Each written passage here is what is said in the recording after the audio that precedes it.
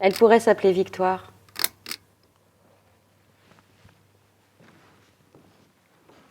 Elle pourrait avoir 16 ans, en 1936.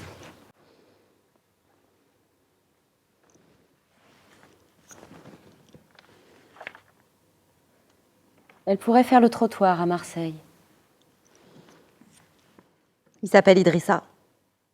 Il est marin. Ça aurait plu à mon père. Mais qu'il soit noir, ça, mon père, il l'aurait jamais avalé. Faut dire qu'on vient de Corse. Les Sénégaliens, ça court pas les rues là-bas. Quand papa est mort, je suis allée vivre chez ma tante, à Marseille, au Panier. J'ai pris le bateau pour venir comme Idrissa. Je l'aime beaucoup, ma tante.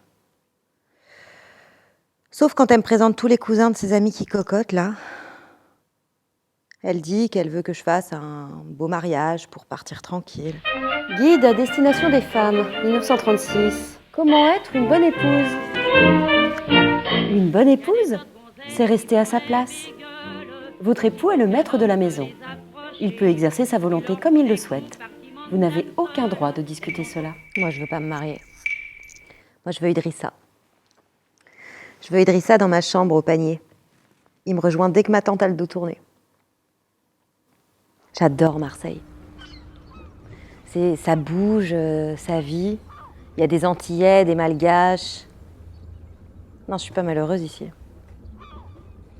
Le jour, je travaille comme vendeuse chez Monsieur Minassian, le gars qui a son échoppe en bas du panier. Mais ça paye pas cher. Dans les années 30, il n'est pas rare que les jeunes filles de classe populaire complètent leurs maigres revenus en vendant leurs faveurs sexuelles. Alors la nuit, j'ai l'autre vie qui commence. C'est fou les hommes. Plus tu les maltraites, plus ils en redemandent.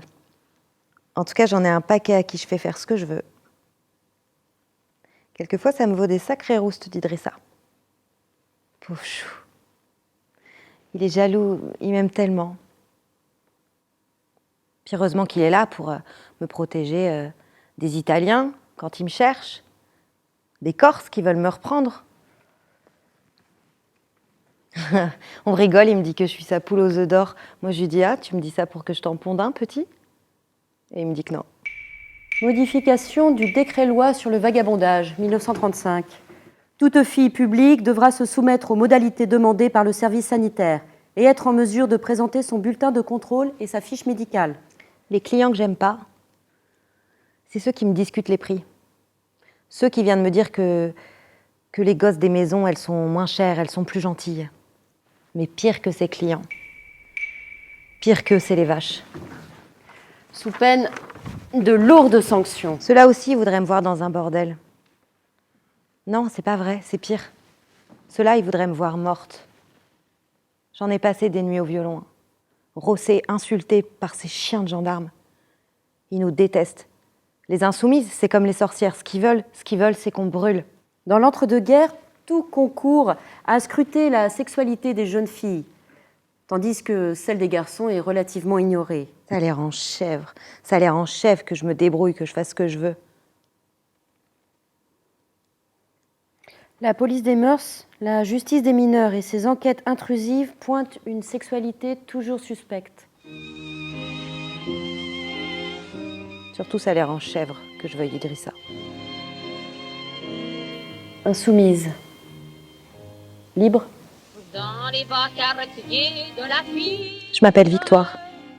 J'ai 16 ans. Je me soumets, si on me paye.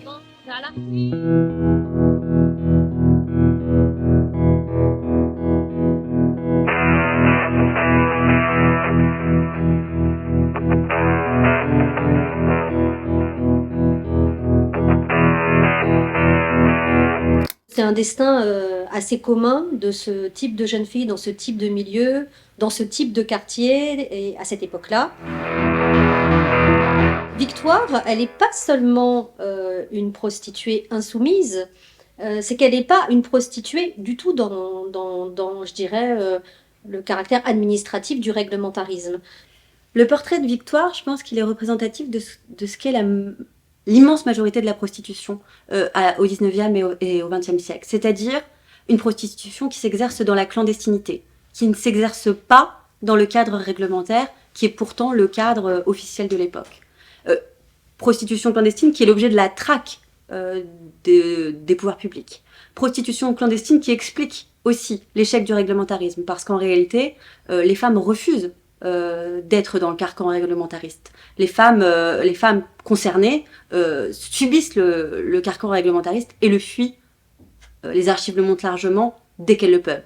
On voit sa peur d'être remarquée par la police, parce que si elle est remarquée par la police, notamment au cours d'une rafle, hein, c'est comme ça en fait que les policiers procèdent. Ils raflent les femmes dans les quartiers de prostitution, officiels ou pas. Et dans ces cas-là, effectivement, elle est signalée. Premier signalement, deuxième signalement, troisième signalement, elle est inscrite d'office sur le registre des mœurs.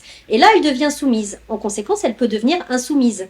La particularité du système français, c'est d'avoir été complètement rénové à l'aube du 19e siècle, parce que la prostitution prend une autre dimension dans le cadre de la société bourgeoise qui s'installe. Et effectivement, on va mettre en place, disons, après la publication du livre de Alexandre Parent du Châtelet en 1836 de la prostitution dans la ville de Paris, une réglementation uniforme, extrêmement coercitive, évidemment une réglementation carcérale, où l'objectif des réglementaristes, c'est d'enfermer les femmes et de contrôler la sexualité déviante, notamment des jeunes filles. C'est le grand moment, en fait, de la maison close. La prostitution n'est pas un délit. La femme peut se prostituer librement, la fille peut se prostituer librement, mais le souteneur est l'objet de l'attention des pouvoirs publics, alors via une législation un peu générale sur le proxénétisme, qui au départ ne concerne que les mineurs, mais qui ensuite va aussi concerner les majeures non consentantes. Et puis surtout, la figure de la dangerosité, c'est le souteneur des femmes qui se prostituent de manière un peu précaire, c'est-à-dire celui qu'on va appeler juridiquement le vagabond spécial. Donc celui-là, cette figure-là fait peur parce que c'est un homme déclassé, un homme qui ne travaille pas, un homme qui suit la femme dans ses déplacements, donc qui est une des figures de la dangerosité. La réalité est plus complexe, certains souteneurs sont en réalité, enfin le rapport est inversé parfois, c'est-à-dire que on a l'impression que ce sont les femmes qui emploient ou qui sont les dominants dans la relation, certains hommes pour les protéger dans le cadre de situations un peu à risque, en sachant que c'est elles qui ont le dessus dans le sens où elles ont l'argent en fait. La particularité en fait de la relation prostitutionnelle qui unit Victoire à l'homme qui est indiqué dans le portrait, qu'il est défini comme sénégalais, ce qui d'ailleurs ne veut pas dire grand-chose à l'époque, puisque en France métropolitaine, on a l'habitude de considérer sénégalais comme un synonyme de noir. Et ce qui est assez étonnant, c'est qu'on n'observe pas une surévaluation, peut-être parce que c'est la période de l'entre-deux-guerres, une surévaluation précisément du fait que la femme est blanche. Pourquoi est-ce que c'est rendu possible? Pourquoi est-ce que c'est pas si choquant que ça socialement? C'est parce qu'il ne faut pas oublier que les Français se souviennent, même dans une ville comme Marseille qui est très loin du front, se souviennent de ce que ces hommes ont fait pour la victoire de la France pendant la Grande Guerre. Et la deuxième chose, c'est que c'est le moment aussi où la figure des Africains noirs change. Jusque-là, ce qui prédominait, c'était la figure du sauvage, et notamment du sauvage sexuel. Mais en fait, on est dans une période de redéfinition de cette sauvagerie noire qui va être considéré, le personnage idéal type du colonisé noir va être plutôt transformé dans cette figure de grand enfant, un peu simplet mais gentil.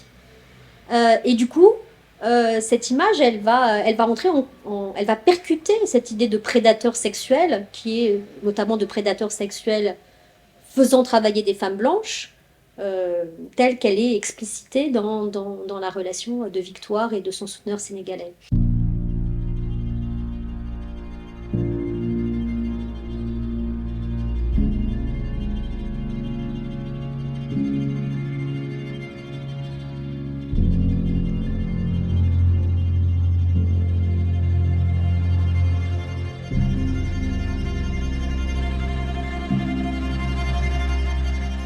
au Maghreb, eh bien, on met en place des quartiers réservés qui sont de véritables prisons du sexe, mais aussi des usines en fait à produire des relations sexuelles marchandes, puisqu'on essaie de concentrer au maximum l'ensemble d'une population prostitutionnelle dans un quartier.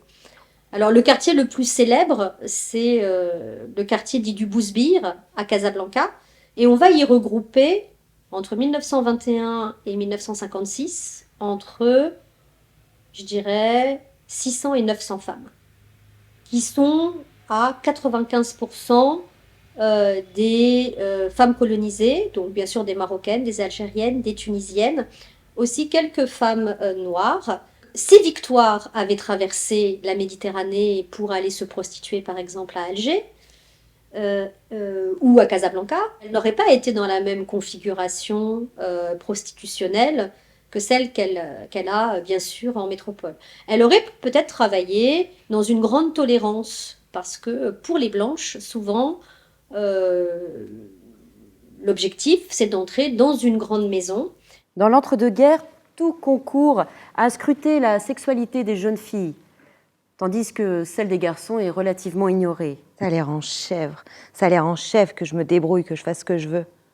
Le réglementarisme a été vraiment une politique patriarcale, capitalo-patriarcale, visant en même temps à contrôler la sexualité des femmes et en même temps à rentabiliser cette sexualité. Parce qu'avec l'argent, avec le sexe, on fait beaucoup d'argent, n'est-ce pas? Et donc, évidemment, ce système était tellement violent, tellement oppressif, tellement carcéral, que très vite, il a été miné par des micro-résistances, la plus importante de ces micro-résistances étant bien sûr la fuite des femmes. Moi, ce que j'ai très, très bien pu observer lorsque j'ai travaillé sur la prostitution coloniale, toutes ces choses que les femmes ont refusé de faire, même quand elles étaient infimes, elles ont sapé de l'intérieur le système.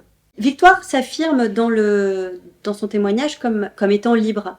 La question de sa liberté, elle est complexe parce que c'est justement tout le cœur du débat sur la prostitution. Si aujourd'hui les militants s'écharpent sur cette question, c'est avec justement ce prisme, cette approche du consentement, de la liberté, de la prostitution volontaire, que certains vont affirmer comme libre, que d'autres vont dire vont analyser comme une servitude volontaire. Donc face à ces débats, je ne souhaite pas l'alimenter, mais la question en tout cas ce que ça m'évoque, c'est que je ne vois pas pourquoi je discréditerais de base sa parole. C'est-à-dire qu'elle dit qu'elle est libre. Je ne vois aucune raison de ne pas de la stigmatiser en prétendant que ce qu'elle dit est déformé, etc. Autrement que si vous-même vous me posiez la question de savoir si moi je suis libre, c'est-à-dire que je vais vous affirmer que je suis libre, et pour autant vous pourriez d'un point de vue philosophique me répondre, invoquer le déterminisme, et ce serait légitime. Je pense que c'est la même chose pour Victoire. Elle se dit libre, croyons-la. Insoumise. Libre. Dans les bas quartiers de la ville, Je m'appelle Victoire. J'ai 16 ans. Je me soumets. Si on me paye. à la